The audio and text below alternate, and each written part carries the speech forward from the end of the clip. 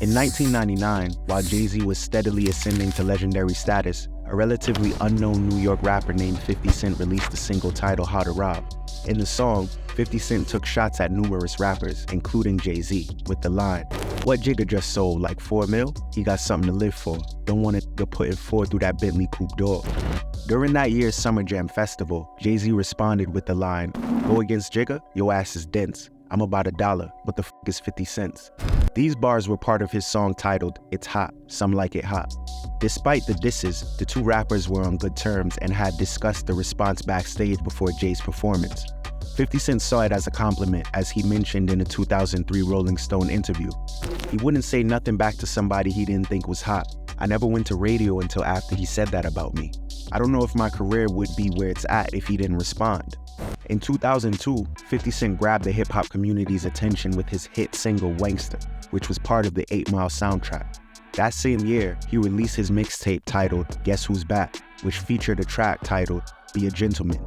In the song, 50 Cent took shots at Jay-Z in the first verse with the line, "Since How to Rob, a lot of niggas been naming names. Monkey see, monkey do. I done changed the game. Still niggas acting like I don't get down or something. Like I ain't the next nigga to wear the crown or something. You gon' talk about your chips till we run in your crib. Then you gon' ask dumb questions like, can I live? Look, if I shoot you, I'm famous. If you shoot me, you're brainless. You said it yourself, I'm slick enough to twist your lines and send them back at you. Swift enough to snatch the Mac and pop that at you." However, Jay-Z did not respond to the song. In November of 2002, while 50's buzz was growing, Jay told his Roc-A-Fella artists to put out as much music as they could because 50 Cent was about to take over the rap game. Jay recounted this in a 2013 Breakfast Club interview saying, "I remember one time walking in the studio, it was like a small gap in Bleak Beans. Everybody was in there, and I was like, man, I'm telling you, man, y'all got a chance right now. Just flood it, put out a lot of music because 50 Cent is coming." And, 4 months later, in the club hit, and it was over. And It was just like, okay, now everybody got to sit on the sidelines and wait this tidal wave out. Jay's longtime engineer, Young Guru, confirmed the story on Math Hopper's My Expert Opinion podcast, explaining, Jay walked in the studio, he said it before, but I'm telling you how impactful it was. He walked in the studio and he was like, yo, this dude 50, y'all gonna have to deal with him in the next couple months. He said it to the whole crew.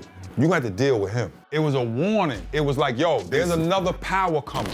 These words put Jay-Z's Roc-A-Fella team on notice that the tide of change in hip-hop was coming and 50 Cent would be at the forefront. In February 2003, 50 Cent dropped his debut solo album, Get Rich or Die Trying, which catapulted him to global stardom with hits such as In the Club, 21 Questions, and PIMP, all achieving multi-platinum status. The album sold 6 million copies in the US that year alone. During that summer, Jay invited 50 to join his Rock the Mic tour, which was scheduled for more than 30 shows across the US and Canada. Additionally, 50 also secured a deal with Reebok to release his G-Unit branded sneakers, while Jay-Z also had a deal with Reebok for his S. Carter sneakers. During the tour, the two rappers collaborate on a freestyle to cross-promote their sneakers, which turned out to be a success, with 50 Cent claiming that G-Unit's shoes outsold Jay-Z's 6-1. However, during the tour, Jay-Z dropped out, leaving 50 Cent as the sole headliner. The unexpected departure raised questions amongst critics and fans, especially since it was initially a Roc-A-Fella Records tour. Shortly after Jay-Z's departure, he announced that his upcoming album, The Black Album, would be his final album before retiring from releasing albums. He later clarified that he would continue to release singles, so his recording career wasn't entirely over. Jay-Z also mentioned that his next tour would be his victory lap before retiring from the music scene. The release date of the Black Album coincided with G-Unit's debut album, Beg for Mercy, which was anticipated to achieve significant sales, coming off the heels of Get Rich or Die Trying. In his book, Decoded, Jay-Z recalled the competitive atmosphere, saying, 50 Cent, in his showman style, got on the radio and announced that he was putting money on Beg for Mercy, outselling the Black Album. This was the same year that 50's first album, Get Rich or Die Trying, had an incredible run, including huge first-week numbers. Kevin Liles at Def Jam called me asking if I wanted to push the date back a couple weeks to give 50's album and some high-profile releases that week a chance to breathe, but I told him to put my shit out as planned. The albums were leaked, leading to shifted release dates. So Jay-Z and G-Unit only competed directly for 3 days. When the sales numbers were released, the Black Album debuted #1 with 463,000 copies sold, while G-Unit's Beg for Mercy debuted at #3 with 376,000 copies sold. Tupac's Resurrection album took the second position. Reflecting on this victory, Jay-Z wrote in his book Decoded, "There was something beautiful about Pac being my closest competition on the charts that week, which seemed like a subtle way of downplaying G-Unit." Following Jay's retirement, 50 was effectively the king of New York, outselling other rappers by millions. He dropped his second studio album, The Massacre, in 2005, which was another huge success, selling 1.15 million copies in its first 4 days. That same year, one of 50 Cent's artists, The Game, had an issue with Jay-Z after taking offense to a freestyle Jay performed on Hot 97. In the freestyle, Jay said, "You plan to bang, I plan to bang too. You playing the games, I'm seeing the thing through. You saying my name to entertain your crew, I ain't playing no games. When shots exchange, you're through. You playing the game, you know you ain't gonna win. Quit playing them childish games with grown men," which The Game believed was a shot at him due to the repeated use of the word game in the freestyle.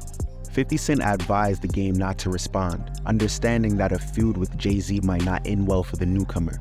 However, The Game went on stage and dissed Jay-Z in front of a crowd. A charged-up Game told the crowd, "I like telling people stuff like that. It make me feel good.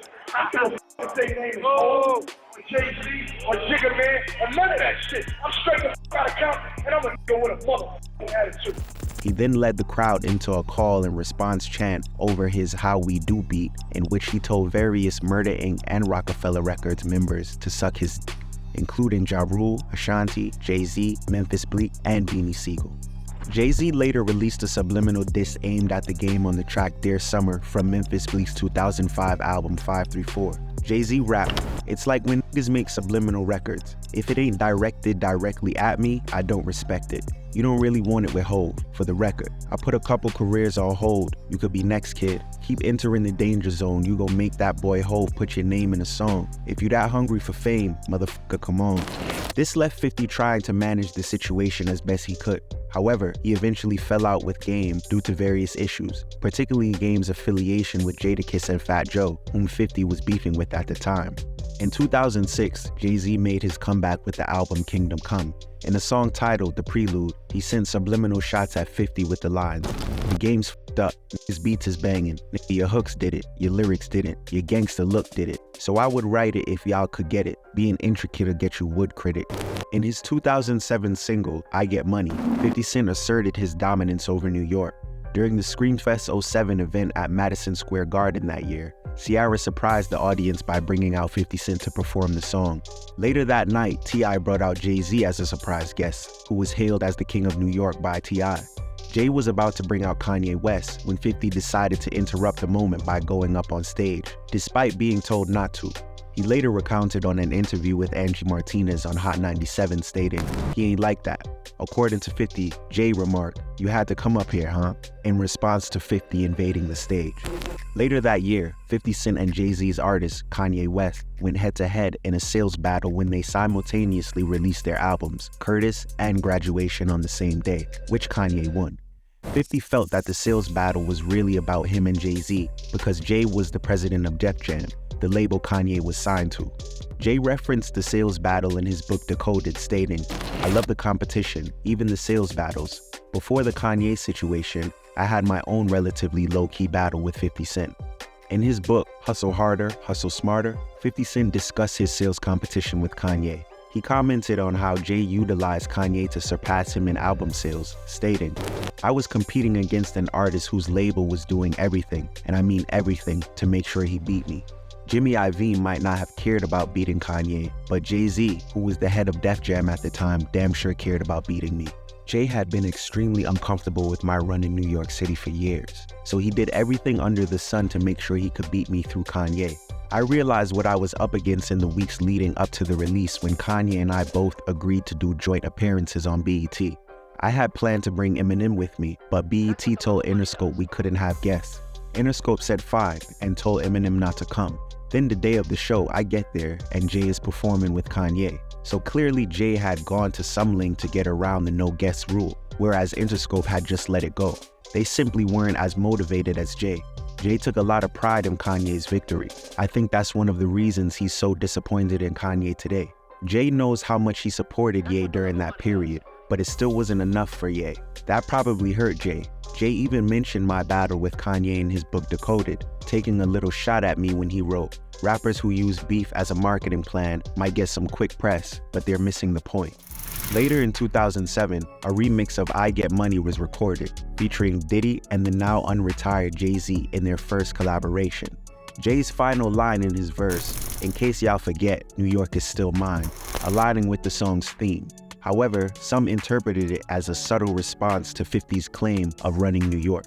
In an Entertainment Weekly interview, Jay-Z clarified his stance on 50 Cent, stating, "We're not enemies, we're just competing." Regarding the New York is still mine line, he explained, "I was in artist mode at that time. When I'm in artist mode, why wouldn't New York be mine, right? It certainly is." According to Funkmaster Flex, during that time he was dubbing 50 Cent as the King of New York, something Jay-Z disagreed with, claiming that the title was being given too early.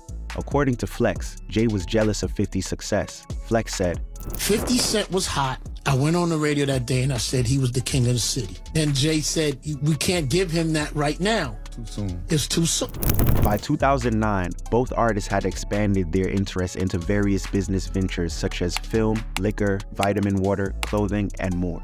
That same year, Jay released his album The Blueprint 3, which featured one of his most successful songs, Empire State of Mind, celebrating New York City. During the same period, 50 Cent and Rick Ross, who was signed to Def Jam during Jay-Z's presidency, began their feud. It was rumored that Jay may have been the one who encouraged Ross to engage in the beef as a way of going at 50 without Jay himself directly getting involved. Later that year, 50 Cent released a video for a song, Flight 187, containing lyrics aimed at Jay-Z, where he rapped, "Why is Jay rocking that Urkel look? Man, isn't he from Marcy? They say he's growing dreads and now he's talking like a yardie." 50 also went at Jay in the song So Disrespectful, asserting, "Jay's a big man, he's too big to respond. I'm a big, you know, the one everybody on." In that same year, during an appearance on the BBC radio show with Trevor Nelson in the UK, when the discussion about the Kanye West and Taylor Swift incident at the 2009 VMAs came up, Nelson suggested that Kanye might not have interrupted if it were 50 Cent receiving the award. Jay responded by saying, I think he would have done that if that was 50 Cent. No one's scared of 50 Cent. I want everyone to be clear. No one's scared of 50 Cent. 50 Cent went on to address the comments during an interview with Angie Martinez on Hot 97, saying, Kanye would not take a trophy from me. Neither Jay-Z. Right. Neither one of them. Well, no, we'd have had an altercation right there. 50 stated that Jay should have addressed the interviewer for making him feel like a punk for having to make it clear that no one is scared of 50 Cent. 50 also stated in an all-hip-hop interview that Jay-Z was fond of putting people in front of him so they could do his bidding for him. In effect, Jay created a safe space for himself that allowed him to distance himself from any real harm. He cited that Beanie Siegel was used as a shield when Jadakiss came for Jay-Z. Another example was Jay-Z utilizing True Life to handle his conflict with Cameron and Dipset. He's a piece of work, man. He always put somebody in front of him. When Jada came for him, he put Beanie in front of him. And Beanie went back and forth with Jadakiss. When Cam came for him, he put True Life in front of him. And they went back and forth. And he just didn't compete. On Jay-Z's album The Blueprint 3, the track A Star Is Born included lyrics where Jay took a jab at 50 Cent, saying, 50 came through like hurricanes do. I thought I'd finish his ass at Summer Jam too.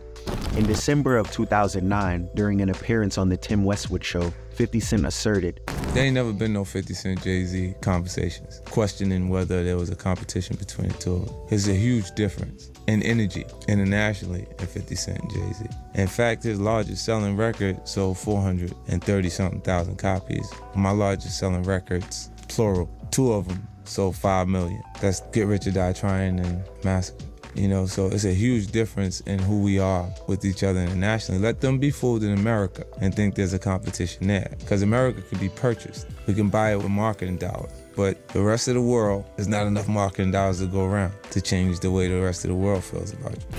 From 2010 to the late 2010s, the two rap icons turned business moguls didn't clash as often due to their depreciated music output and their increased involvement in various business ventures, such as Jay-Z's Tidal streaming platform, while 50 ventured into TV production with series such as Power. In 2017, Jay-Z released his 13th studio album titled 444, praised for its mature and introspective content. On the other hand, 50 Cent remarked, I thought the shit was alright, you know what I'm saying? I like the shit. But I'm gonna keep it 100. The shit was too smart. I felt like I was supposed to be wearing like glasses and shit and like tie like a fucking sweater around my waist. It was like Ivy League shit. And that shit was like golf course music. He further explained in a 2018 interview with Conan, saying, Hip-hop culture is connected to youth culture. The kid's gonna bring new innovative stuff, and he just had the maturity bled off into the material. So you look and you go, it's cool for me. Like in my car, I'm listening to it, but the kids, I don't see them actually listening. In June 2018, Jay-Z and Beyonce released their joint album, Everything Is Love, just one day after Nas released his album, Nasir. 50 Cent again criticized him for his timing, suggesting that Jay's move was petty and sneaky, implying that Jay was still taking shots at Nas, despite having squashed their beef years ago. In 2022, Dr. Dre, Eminem, and their lineage of artists were scheduled to headline the Super Bowl 56 halftime show. During the 2024 Vlad TV interview, Tony Yayo stated that Jay-Z didn't want 50 Cent to perform at the Super Bowl. You gotta remember, he didn't want 50 at the Super Bowl. That was crazy. Come on. It's competition. You gotta think, 50 always been competition for Jay. Remember, I'm about $1. What the fuck is 50 Cent? Despite Jay's initial reluctance, 50 Cent performed his hit single In the Club at the halftime show. This was because Eminem refused to perform at the show if 50 didn't appear. Nori confirmed this during an episode of his Drink Champs podcast when Snoop Dogg was a guest on the show. Nori claimed that he asked Jay-Z about the lineup for the halftime show and how 50 got added. Nori claimed that he said to me, the white guy called for 50 Cent. So I said, who's the white guy? I'm digging this Jimmy Iovine. He said, no, Eminem called directly for 50. He said, I can't do it if I can't bring 50. 50 responded to this via an Instagram post in which he said, why would he have to say that should be the question? Nori, your big homie is running around trying to look like a gay painter, in reference to Jay's look. The post went on to say, why did he say the white boy? Why didn't he just say the biggest rap artist in the world? The rivalry between 50 Cent and Jay-Z has spanned over 2 decades. Despite ongoing exchanges during this period, it never escalated into a full-blown feud. There were no physical altercations, violence, or full diss songs such as Jay-Z's beef with Nas or 50 Cent's beef with Ja Rule. References to each other were limited to a few lines per song, and the lyrics remained within bounds that did not escalate disrespectfully. According to both artists, the rivalry primarily stemmed from a competitive drive to excel in both hip-hop and business. They each acknowledged that this rivalry fueled their ambitions and motivated them to achieve greatness in their respective fields. Known for their competitive spirits, both rappers leveraged this energy to propel themselves to success in the music and entertainment industries.